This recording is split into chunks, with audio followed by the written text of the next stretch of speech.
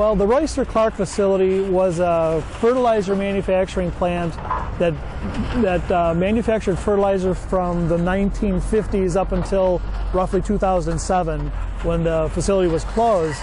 And during the course of their manufacturing process, all those years, small amounts of fertilizer was spilled on the ground from overhead conveyors, from just the handling of fertilizer over the years.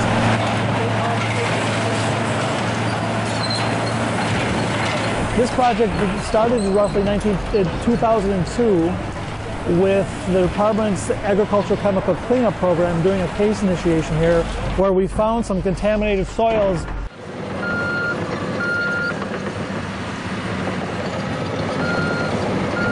And they did a lot of work to take care of some of the real obvious problems, but after that point it was decided that we would wait to get the majority of the contaminated soil after the property was closed, because at that point in time they decided that they weren't going to continue operations here. So we waited until the property was sold, which was sold this last November to Rooted-Bush Development Incorporated, and they have been excavating the contaminated soil. They knocked behind my right shoulder here was a very large manufacturing plant, and that has all been knocked down.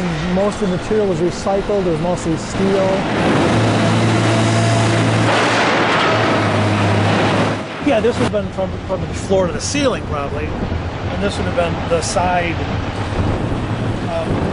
the lateral stability. So what they did when they knocked the building down is they cut all the lateral ones away just to weaken it.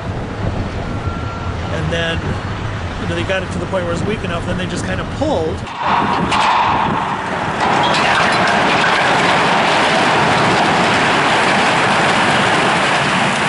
And the whole building just collapsed in on itself. It was really it was very well done. It was really well orchestrated.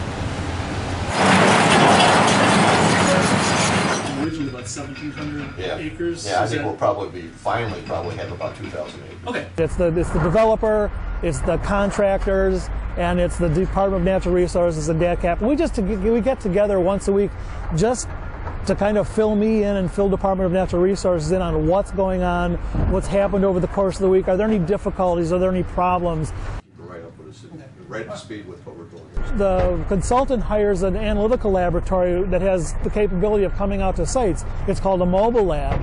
And the mobile lab has a chemist, and they have the equipment necessary to do almost real-time evaluations of the contaminations.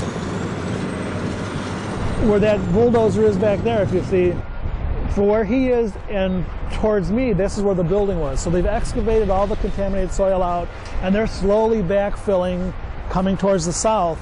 This will be filled up, and then ultimately this will be a building.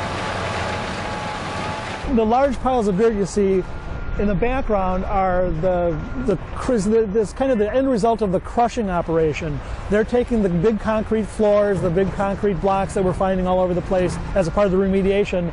We're running them through crushers, and the crusher is going to sort it out by, there's some larger stones which they'll be able to use as concrete blend. So it was like material when they make concrete for sidewalks and roadways here. And the smaller fraction, the less than a ½ inch, say, or 3/8 of an inch, that will be hauled off to a site in eastern Dane County, and it'll be land spread because there's fertilizer components, and there's nitrogen, potassium, and phosphorus in that crushed stone.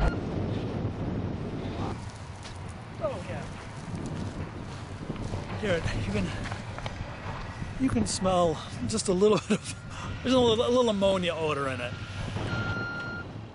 And that will be land spread this spring, and hopefully the farmers will take credit for that, and they'll reduce their fertilizer needs this spring. The city of Madison people have been very involved with this project, because when this is finally demolished and cleaned up, then hopefully there'll be a community built here, and the city was very active in that process, as was the neighborhood association. This project is very similar to most of the projects we run from DATCP. The difference being, most of the sites that we have cleanup projects on are in the neighborhood of maybe 1 or 2 acres worth of property. This is a 27-acre parcel of land. The largest cleanup I've ever had in the program is probably about as big as we've ever gotten so far is about 10,000 cubic yards of contaminated soil.